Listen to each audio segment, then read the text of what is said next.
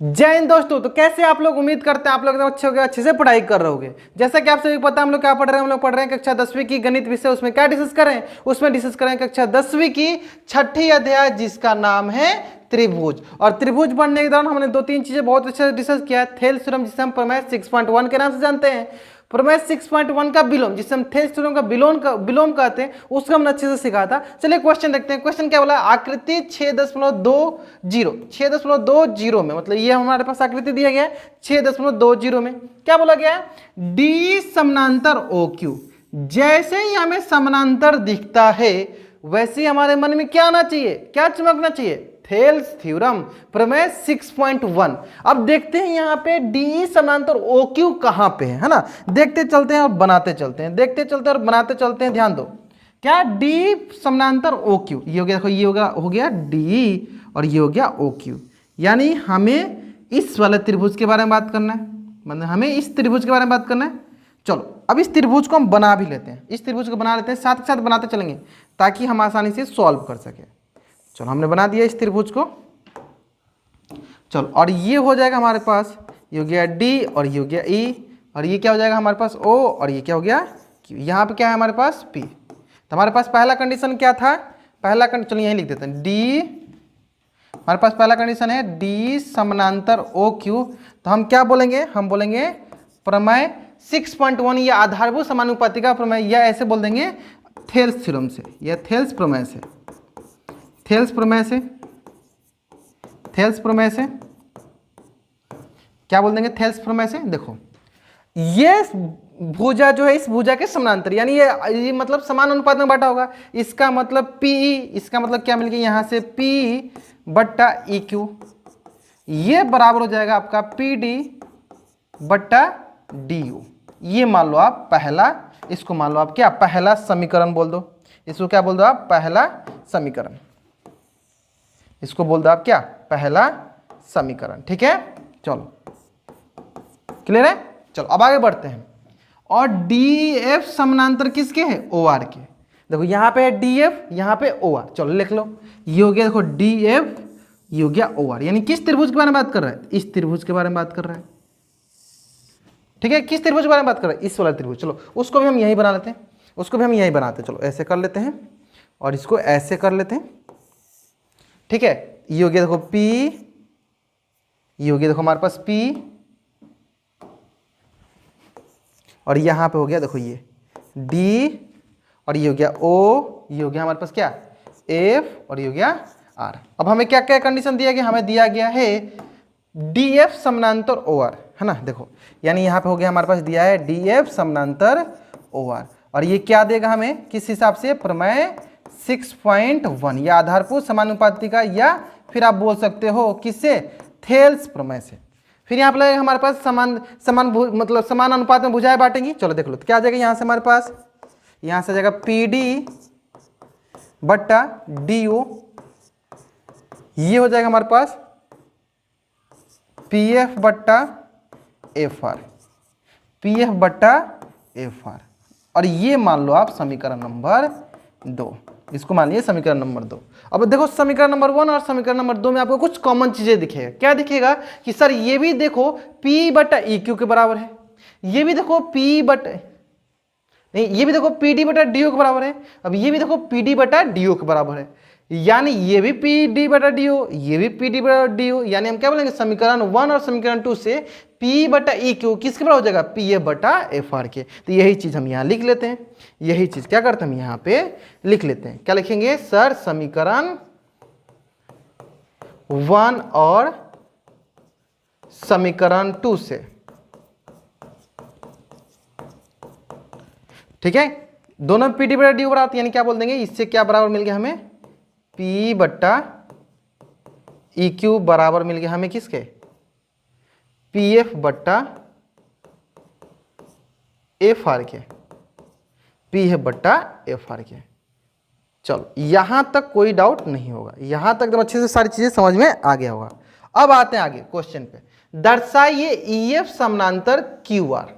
यानी हमें समानांतर दर्शाना है, यानी कहीं से हमें अगर समान भुजाओं के अनुपात मिल जाएगा, यानी समानुपाती चीज मिल जाएगा, तो हम क्या करेंगे, आराम से हम समांतर दर्शा सकते हैं। अब थोड़ा ध्यान दीजिए कि EF समानांतर QR दर्शाना है। क्या दर्शाना है सर, EF समानांतर QR, मतलब हमें दर्शाना है ये वाला EF समानांतर QR।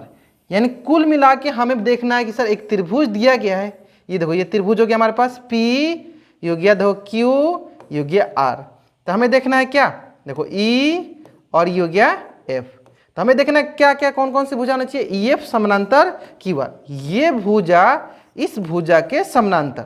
अब ये कब होती है, ये कब होती है, ये तब होगी, आप एक तरफ से जूम कर लो, इसे थेल्स थ्योरम के जूम कर लो, कि अगर मैं बोलूं कि EF समानांतर QR है, इसका मतलब ये हुआ कि अगर मैं थेल्स प्रमेय लगाऊं तो यानी यहां से आना चाहिए P बट्टा EQ बराबर आना चाहिए सर PF बट्टा FR, PF बट्टा FR, यहां पे कर लो। क्यों क्यों, क्योंकि सर हम जानते हैं कि अगर कोई एक रेखा त्रिभुज के एक भुजा के समानांतर खींची जाती है तो वो जो रेखा होगी त्रिभुज के अन्य भुजाओं को समान अनुपात में विभाजित करती है। यानी अगर हमें ये चीजें मिल जाए तो हम ये बोल सकते हैं। तो थोड़ा ध्यान दोगे तो वही चीज तो ये लिखा हुआ है, वही लिखा है, देखो लिखा है ना P बट्टा EQ, देखो लिखा है P बट्टा EQ और लिखा देखो PF बटा FR। इसका मतलब यहां पे क्या लगने वाली है, तो बोलेंगे सर यहां पे थेल्स थ्योरम का उल्टा, थेल्स थ्योरम का विलोम, या प्रमेय 6.1 का विलोम किसको कहते हैं, प्रमेय 6.2। तो यहां बोल देंगे हम क्या कि प्रमेय 6.2, या फिर आप बोल सकते हो थेल्स थ्योरम का विलोम, थेल्स प्रमेय का विलोम, या फिर आप और क्या बोल सकते हो, आधारभूत समानुपातिका का विलोम, ऐसे भी बोल सकते हो। मैं सभी चीजें क्यों लिखवा रहा हूं, ताकि आपको कभी भी इस प्रकार के क्वेश्चन दिखे, आधारभूत समानुपातिका, समानुपातिका का विलोम, या फिर और क्या लिख के आ सकता है, प्रमेय 6.1 का विलोम, प्रमेय 6.1 का विलोम, ये भी लिख के आ सकता है। सब सेम ही है, सब किसको दर्शाता है, प्रमेय 6.2 को। क्या बताता है कि अगर कोई रेखा त्रिभुज के अन्य दो भुजाओं को समान अनुपात में बांट रही है, इसका मतलब वो रेखा त्रिभुज के तीसरी भुजा के समानांतर होगी। देखो यह रेखा जो है, यह रेखा, या यहां पे देख लो, यह रेखा क्या कर रही है, त्रिभुज के अन्य दो भुजाओं को समान अनुपात में बांट रही है। इसका मतलब यह हुआ कि यह रेखा नीचे वाली रेखा की क्या है, समानांतर है। यानी ये क्या बता दिया, ये बता दिया सर, ये बता दिया सर कि हमारा EQ EF समानांतर किसके हो गया, QR के। अब देखो इतना डिटेल्स में एकदम एक एक करके आसानी से आपको, उम्मीद करते हैं आपको कहीं नहीं देखने को मिला होगा। ठीक है, तो मैंने एक इसलिए कर दिया ताकि आपको समझ में आए कि त्रिभुज जो है ना सबसे आसान चैप्टर है। बस बच्चा सब ये हवा बना दिया है कि सर बहुत त्रिभुज भारी है, हमको समझ में नहीं आता क्या क्या। देखो आप समझ सकते हो ना कि बस दो ही चीज है, समानांतर होगा तो अगर अनुपात में बांटेगा तो थेल्स थ्योरम या प्रमेय 6.1, अगर वही उल्टा हो कि अनुपात में दिया गया समानांतर लाना हो, उसका उल्टा थेल्स थ्योरम का उल्टा, या प्रमेय 6.2 बोलो या प्रमेय 6.1 का विलोम बोल दो। कोई रॉकेट साइंस था, कोई नहीं। अब देखो जस्ट इसी को हम यूज करने वाले हैं, नेक्स्ट क्वेश्चन में भी हम इसी प्रकार से सॉल्व करने वाले हैं। यहां पे तो ये प्रूफ हो गया, यही प्रूफ करना था हमें, समझ में आया ना। इसी तरह आगे बढ़ेंगे। तो उम्मीद करते हैं आपको ये सारे सारे क्वेश्चन अच्छे से समझ में आ रहे होंगे, है ना। चलिए बढ़ते हैं नेक्स्ट क्वेश्चन में। ऐसे ही देखते जाओ, आराम से बस सुनते जाओ, लिखते जाओ, साथ के साथ बनाते जाओ। एक दो क्वेश्चन हमसे सीख लो, बाकी से रिलेटेड जितना क्वेश्चन है आप खुद से ट्राई करो, नहीं बनेगा तो फिर हमसे बताना। उम्मीद करते हैं आप 90 to 95% क्वेश्चन ऐसे ही बना लोगे। बस पढ़ते जाओ, जो जो चीजें दिया उसको लिखते जाओ, फिर बना जाओ। मैंने देखो टोटल क्वेश्चन नहीं पढ़ा था, मैंने पहले बस इतना पढ़ा, इससे क्या मिला वो बताया, फिर मैंने इतना पढ़ा, इससे क्या मिला हमने लिख लिया, फिर हम अगले आए और एट द एंड आते थे हमारा क्वेश्चन सॉल्व हो चुका था। ठीक है, चलो देखते हैं नेक्स्ट क्वेश्चन पे। देखो नेक्स्ट क्वेश्चन देखो, इसमें भी देखो सेम वही काम। क्या बोला गया है, आकृति 6.21, ठीक है, में क्रमशः OP OQ और OR पर स्थित बिंदु, मतलब ये बोला है, देखो ये हो गया, देखो OP, ये OP हो गया ना, OQ इस पर स्थित बिंदु है। देखो ये हो गया A बिंदु, ये हो गया B बिंदु, ये हो गया C बिंदु। ठीक है, इस प्रकार है कि अब देखो पहला, जैसे ये बोला AP समानांतर PQ से हम इसमें ढूंढेंगे कि AP समानांतर PQ कहाँ दिया गया है ना। चलो देख लेते हैं। देखो AB समानांतर कौन सा हो गया, पी क्यू। जैसे ही दिखा हमें इससे कौन सा त्रिभुज दिख गया सर, ये वाला त्रिभुज दिख गया। हम इस त्रिभुज को उठाएंगे, बना देंगे, बस और कोई काम ही नहीं करना है, हमें देखना है और बनाते जाना है, हमें देखना है और बनाते जाना है। चलो ये हो जाएगा पी, ये हो गया ओ, ये हो गया क्यू, यहाँ हो गया ए, यहाँ हो गया बी। अब बताओ, जैसे हमें देखा ए बी समानांतर पी क्यू, तो ये क्या दे दिया, ये दिया सर किसके हिसाब से, प्रमेय 6.1 बोल दो, या फिर थेल्स प्रमेय बोल दो। क्या दिया कि सर इसकी भुजाएं जो है समान अनुपात में है। क्या बता दिया कि इसकी भुजाएं जो है समान अनुपात, मतलब पी ए बटा ए ओ बोल दो। किसके बराबर हो गया सर, ओ बी बटा, या इधर से क्यू बी बटा बी ओ, क्यू बी बटा बी ओ। ये हो गया हमारे पास पहला, ये हो गया हमारे पास पहला समीकरण, समीकरण नंबर 1। आगे पढ़ा जाए, चलो आगे पढ़ते हैं। अब बोला है एसी समानांतर पी आर। अब ढूंढते हैं सर एसी, एसी देखो एसी मतलब ये घर में लगाने वाला एसी नहीं है, यहाँ पे एसी लाइन सेगमेंट है, रेखाखंड है ना। चलो एसी समानांतर पी आर मिला। अब देखो इससे देखते हैं कौन सा त्रिभुज बना। देखो इससे ये त्रिभुज बन रहा है, इस त्रिभुज को उठाओ बना दो। चलो इस त्रिभुज को उठाते हैं, बना देते हैं सर। त्रिभुज बनाने में तो हम एक्सपर्ट हैं ही, त्रिभुज बनाने में हम एक्सपर्ट हैं। चलो अब ये मत बोला कि सर नहीं एक्सपर्ट हैं। चलो हो गया। अब आगे देखो यहाँ से यहाँ तक यहाँ आ गया। अब देखते हैं इसका नामकरण कर देते हैं। देखो क्या होगा, ए सी, और ये हो जाएगा हमारे पास ओ, यहाँ पे आ गया आर, यहाँ पे आ गया पी। अब ये दिया क्या था, ये दिया था हमारे पास ए सी पैरेलल पी आर। तो ये क्या दिया, ये बता दिया प्रमेय 6.1 से या थेल्स थ्योरम से। प्रमेय 6.1 बोलो या थेल्स थ्योरम से बोलो, बात बराबर है। क्या बता दिया, पी ए बटा ए ओ, पी ए बटा ए ओ, ठीक है। फिर क्या गया, आर सी बटा सी ओ, आर सी बटा सी ओ, आर सी बटा सी ओ। ये हो गया हमारे पास second equation, equation number second. अब देखो आगे क्वेश्चन पढ़ने, जैसे यहाँ बोला ना, यानी यहाँ पे पैरेलल प्रूफ करना, यानी कहीं ना कहीं से हमें अनुपात लाना पड़ेगा। अगर अनुपात लाएंगे तभी तो बोलेंगे कि उसका थेल्स थ्योरम का उल्टा या थेल्स थ्योरम का विलोम हमारा क्या देगा, पैरेलल देगा। ठीक है, तभी ध्यान दो। दो समीकरण दिया, अब देखो दोनों समीकरण में क्या मिलता है हमें। देखो ये दिया है पी ए बटा ए ओ, इधर भी दिया है पी ए बटा ए ओ, यानी इसका मतलब समीकरण 1 और समीकरण 2 से क्या मिला, क्यू बी बटा बी ओ बराबर हो गया आर सी बटा सी ओ, क्यू बी बटा बी ओ बराबर हो गया आर सी बटा सी ओ। ये मिला ना। चलो देख लेते हैं, यानी हम यहीं पे बनाते, चलो यहीं पे क्या लिखते हैं, समीकरण 1 और समीकरण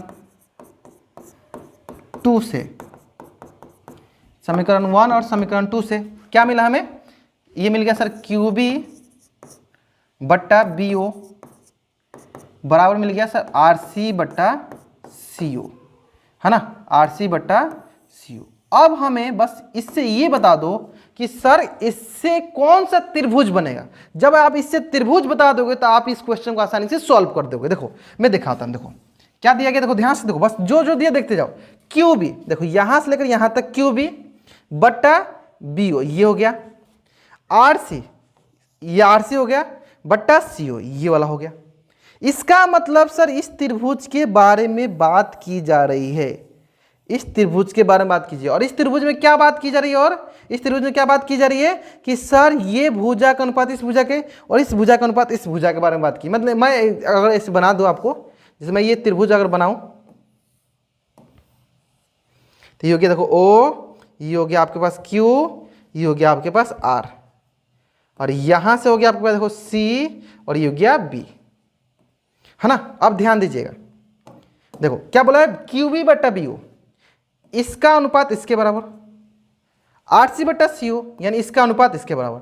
यानी हम क्या बोलेंगे सर, जब हमें किसी रेखा के द्वारा कट कर, दो भुजाओं को कट करने पे अगर हमारे पास समान अनुपात दिखता है तो हमारे क्या इससे निकलता है, इससे ये निकलता है सर थेल्स थ्योरम का विलोम या प्रमेय 6.1 का विलोम। वो क्या देता है सर, समानांतर रेखा। यानी ये क्या बता रही है सर, ये बता रही है कि बीसी समानांतर है कि किसका, क्यूआर के।